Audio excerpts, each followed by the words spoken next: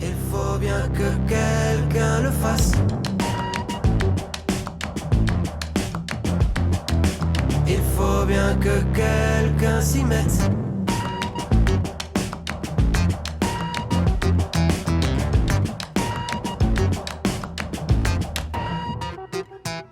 Braver les soubresauts des fidèles, la fureur de leurs assauts, endurer la rage de ces prophètes, leurs yeux rougis par la haine. Eh bien, je suis avec Isaac, un artiste qui me fait le bonheur de m'accueillir ici dans son studio, dans son univers. Nous sommes à côté de Valence. Bonjour Isaac. Bonjour, oui on est à Porte-les-Valences. Porte-les-Valences. Au sud de Valence. Ouais. Et donc ici, c'est le lieu où vous travaillez. Oui, j'y passe pas mal de temps, que ce soit pour mes projets ou pour... Après c'est un studio qui est assez vaste et donc je travaille aussi pour d'autres artistes, d'autres productions. Mais oui, j'y passe clairement la plus grosse partie de mon temps. Qui est Isaac? Je dirais que je suis musicien, ingénieur du son, je suis père aussi, je suis humain a priori. A priori, oui. Voilà, et autour de ça, de ces différentes parties de ma vie, j'articule à la fois mon métier, ma vie personnelle, ma vie intime, ma vie publique, autour d'un peu de ces différents pôles-là. Donc ce qui me définit un petit peu et ce qui est un peu original, c'est que j'ai passé une grande partie de ma vie, toute mon enfance et mon adolescence, je l'ai passé en Afrique centrale, D'accord. dans plusieurs pays. Donc il y a une forte influence des cultures des pays dans lesquels j'ai habité, des langues, des façons d'être et des amitiés qui sont restées. Voilà, donc il y a une forte influence de l'Afrique à la fois dans ce que je suis et dans ce que je fais. Je suis en France depuis 2002 maintenant, donc ça fait quand même maintenant pas mal d'années aussi. Donc voilà, je suis un mix je suis un peu au carrefour de plein de choses, plein de métiers, ouais, et plein de cultures, plein de formes d'humanité, voilà.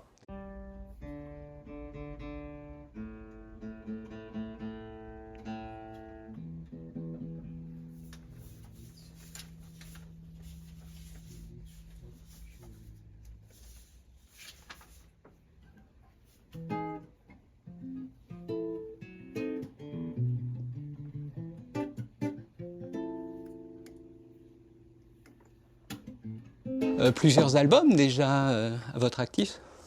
Oui, je crois que c'est le 7e ou le 8e, parce qu'il y a plusieurs disques que j'ai sortis aussi en deux parties parfois, ouais, où j'ai fait certains disques qui sont très courts, qui sont plutôt des EP de 5 ou 6 titres. C'est ça.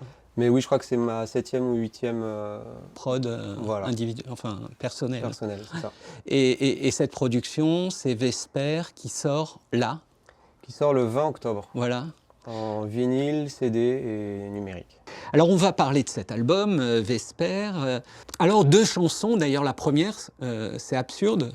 Absurde, on est avec une sorte de réécriture du livre de l'Ecclésiaste, donc l'un des livres de la Bible, de l'Ancien Testament. Et puis Après le feu, moi, ça m'a rappelé quelque part un texte, là aussi de l'Ancien Testament, avec le prophète Élie qui est un peu perdu et qui cherche à entendre Dieu. Et on retrouve ça aussi dans cette chanson. La Bible, ça fait partie de vos lieux d'inspiration? Oui, clairement. Bah après, j'ai baigné dedans, je suis tombé dedans quand j'étais petit. Mon père étant pasteur, les textes bibliques, ça fait partie de... J'étais biberonné aux textes bibliques. Ouais. Après, pendant un temps mis une très grande distance. Ouais. Et puis j'y suis revenu quand même assez rapidement parce que ça reste à la fois des textes fondateurs de notre culture et puis de façon très intime. C'est fondateur aussi pour moi. Alors pour ces deux textes en particulier, oui, c'est tout à fait ça. C'est une interprétation du premier chapitre de l'Ecclésiaste, là, Absurde, qui ouvre l'album. Et Après le feu, qui clôt justement l'album. En fait, je pars de... Et donc ce texte d'Élie, là, où en fait Dieu est dans le silence, dans le murmure du silence, Et en fait, tout l'album est un cheminement d'abord la constatation de l'absurde, ouais, quand on se confronte au monde, pour moi, c'est toujours très violent et l'absurde surgit. Et soit on s'arrête là, soit on essaye d'aller plus loin, d'aller au-delà. Et donc c'est le cheminement de l'album pour aller vers le murmure du silence qui clôt l'album. Plusieurs titres dans l'album. Alors j'en ai noté quelques-uns. Il y a Sisyphe amoureux, Lilith, Autopsie d'un immortel, Requiem. Ce sont des exemples de ces morceaux dans l'album qui laissent transparaître d'une certaine façon. Alors tout est sujet bien sûr à une libre interprétation, mais en tout cas moi dans ma façon d'écouter ces chansons, j'y ai perçu une certaine lassitude, une forme un peu de pessimisme, je ne sais pas si j'oserais dire même de cynisme, mais avec plein de lueurs d'espérance constamment. La voie qui m'a mené à toi est interrompue. La voie qui me guidait vers toi est maintenant muette. Le vent qui me portait vers toi est aujourd'hui reclus. L'exil qui me sépare de toi, scellé par les prophètes.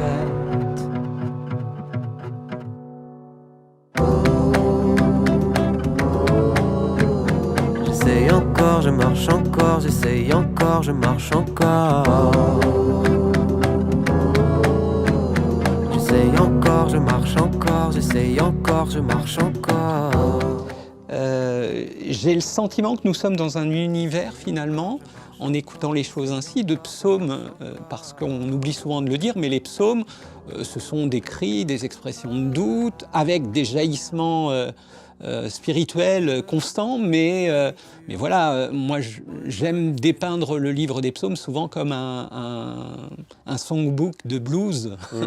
On le voit souvent et on en fait des chants de louanges un peu gentillés, où on occulte toute la partie sombre de ces textes. Est-ce que l'on pourrait qualifier ces 11 titres de Vespers comme 11 psaumes d'Isaac ? Oui. Après, sur les qualificatifs, sur le pessimisme, oui, il y a une forme, comme l'Ecclésiaste, de pessimisme ou de réalisme, je ne sais pas, Oui, avec... c'est Bernanos, je crois, qui disait, je vais peut-être paraphraser parce que je ne me souviens pas de la citation exacte, mais qui disait que pour espérer en ce qui ne trompe pas, il faut d'abord désespérer de ce qui trompe. Et il faut se débarrasser de pas mal d'illusions et traverser le désespoir. C'est pareil, moi je pense que ça vient de mes lectures d'Ellul, encore ça, mais ou peut-être de Kierkegaard, je ne sais plus exactement, mais en français, on a deux mots qui définissent deux choses différentes et qui ne sont pas traduisibles dans toutes les langues, notamment en anglais. Mais en français, on a cette chance d'avoir l'espoir et l'espérance. L'espoir est en deçà du désespoir, l'espérance est au-delà. C'est-à-dire que l'espoir, c'est quand on a encore un champ de possibles devant soi et on espère que voilà, quelque chose va se passer. Une fois que les possibles sont épuisés, on désespère, on entre dans le désespoir. Et peut-être, après, l'espérance arrive.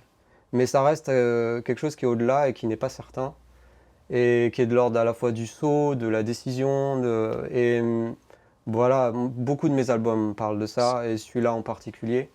Sur le cynisme, c'est pareil. Je prends le terme parce que aujourd'hui, il a un certain sens, mais à l'origine, c'est quand même un courant philosophique. Cynisme, ça vient de, je ne sais plus le mot exact, mais ça vient du grec, le chien. Et c'était un courant philosophique qui se revendiquait d'aller à l'encontre des normes sociales et de la normalité, de ce qui était acceptable. Diogène en faisait partie, enfin voilà.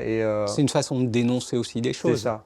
Donc aujourd'hui, derrière le cynisme, on met une certaine méchanceté souvent, mais à l'origine, c'est pas ça. Et j'accepte ce terme parce qu'il y a beaucoup de choses, moi, qui me vont pas et qui sont des illusions et que je dénonce. Donc oui, alors après, je pense que David ou voilà, d'autres auteurs Des des psaumes. psaumes ont eu cette démarche. Si on Oui. prend l'ensemble des textes et pas Tout à juste les textes choisis qui nous arrangent, on a cette démarche-là Ouais, aussi. ouais, À la ouais. fois de dénonciation, de cri, Ouais, ouais. Oui, de doute d'exprimer, aussi, de doute, de colère, de de colère. tristesse, de désespoir. Oui, oui. Parce que souvent, on considère que le désespoir est une mauvaise chose, Ouais. mais c'est inhérent à notre condition Ouais. d'humain et il faut pas s'y installer. Je ne suis Et pas c'est pour s'y installer, mais il faut le traverser, il ne faut pas le nier. c'est ça. Et c'est souvent ce qui ouvre à autre chose. C'est ça, Ouais. de plus grand que l'espoir. Qu'il appelle de révolte et de passion. Où es-tu? J'ai pourtant tenté de tracer ton nom. Avec tout ce qu'il appelle de profondeur et de subversion. Et je t'ai cherché, cherché, mais où es-tu Lilith? Et je t'ai cherché, mais où es-tu Lilith? Alors, Isaac, c'est Il rira. Alors ça Ouais. ramène à l'histoire de la naissance d'Isaac. Ouais. Est-ce que ça vous va comme nom? Puisque vous avez choisi quand même d'en faire votre pseudo d'artiste, hein. C'est votre vrai prénom. C'est mon vrai prénom, ouais. Je Ouais. m'appelle comme ça et j'ai décidé de le garder effectivement pour ma vie publique. Avec un grand A, le deuxième. Oui, alors ça c'était une erreur qui graphiquement était intéressante, que j'ai conservée. Ça déséquilibre un peu Oui. graphiquement, ça déséquilibre le nom, la typographie. Il y a Oui, il des, il y a rira, des- il y a des erreurs comme ça qui qui amènent sont... de jolies choses. Voilà, c'est ça. Et oui, je suis heureux de porter ce nom-là. J'ai envie de dire heureusement que je le porte, parce que ça me... Quelque part dans mon nom est inscrit le rire, et dans Ouais. mon prénom est inscrit le rire, et heureusement. Ouais. Parce que dans ce que je décide de traverser, parce que des fois c'est des décisions, Ouais. c'est pas juste des choses subies. Dans ce que je décide de traverser, ou de nommer, ou de creuser, d'approfondir, heureusement que je m'appelle, que C'est dans pas mon nom il y toujours- a le rire. C'est pas forcément joyeux et donc Voilà. voilà. Tout à l'heure, on a parlé du dernier morceau, Après le feu, c'est ça? Donc après le feu, c'est le dernier, et après il y a une Et outro. justement, Voilà. qui est Ensango? Et Et là, on est Ensango, dans un autre univers. C'est pas une composition d'ailleurs. c'est pas une composition, c'est un chant traditionnel centrafricain, c'est un cantique qui a bercé mon enfance. Ingotimbi agondanzapa, Ingotimbi agondanzapa, Ingotimbi agondanzapa, Ingotimbi agondanzapa, Ingotimbi agondanzapa, Ingotimbi agondanzapa. Je l'ai beaucoup entendu chanter, je l'ai entendu chanter harmonisé de plein de façons, avec plein de rythmes différents. Et en Centrafrique, en tout cas quand j'y étais, puis en plus j'étais en brousse, donc les liturgies, les cultes c'était des percussions et des voix, il n'y avait, Ouais. il y avait pas d'instruments, il n'y avait pas de sonorisation, des choses comme ça. Et en fait, moi, ça me fascinait ça. Ça me faisait des fois peur même, par L'intensité, l'émotion. l'intensité et la puissance que ça dégageait en fait. C'était très impressionnant parfois. Et en tout enfant, quand il y a des centaines de personnes qui battent un rythme et qui chantent, qui s'harmonisent de façon très tellurique en fait. C'est de la danse en même temps, hein. C'est pas juste, Oui. c'est pas intellectualisé comme on peut l'avoir même ici. C'est très C'est ancré. physique. C'est une danse en même temps que c'est un chant, que Ouais. c'est un rythme battu, etc. Ça m'impressionnait beaucoup. Et donc là, je l'ai retranscrit. Alors c'est très doux dans l'album là. Ce Ouais. que j'ai retranscrit, c'est plutôt doux. Ça vient après le murmure du silence, qui est le morceau d'avant. Donc j'ai voulu retranscrire quelque chose de doux. Mon esprit Mais- loue C'est l'Éternel ça. et n'oublie pas son amour. Tout est Voilà. dit finalement. Oui, c'est ça. C'est la conclusion de l'album. Parce qu'on a traversé, parce qu'on n'a pas fait l'économie de la traversée du désespoir, de la confrontation aux illusions et à l'absurdité, de la rupture, de tout ce qui nous semble, tout ce qui nous semble et tout ce qui est douloureux et source de souffrance dans la vie d'un humain. C'est pas de la louange à bon marché, comme on parle d'une grâce à bon marché parfois. Ouais, en tout cas, c'est une louange et une grâce après une traversée, Ouais. voilà, après une expérience d'humain. C'est pas en amont, c'est une fois qu'on l'a fait. Cette louange est chargée de tout ce qui s'est passé avant, de toute la traversée. Et en même temps, c'est pareil, elle est en sango, c'est quelque chose de... Voilà, moi, très volontairement, je jette un voile dessus. Ceux qui veulent trouvent le sens, parce que à la fois dans les interviews, ou même sur mon site, ou dans certains de mes textes, je mets les traductions. Donc ceux qui veulent la trouvent. Et puis il y a quelque part, c'est un titre qui n'est pas de moi, qui est aussi chargé de... C'est comme les Negro Spirituals aux États-Unis, ils sont chargés de toute une souffrance, toute une douleur et tout un cheminement et toute une résilience au final de millions de gens et de millions de vies. Et moi, je m'y associe.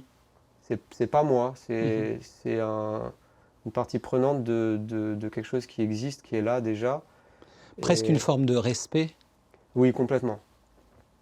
Complètement, surtout aujourd'hui, je suis très... Je dirais pas choqué parce que je suis pas choqué.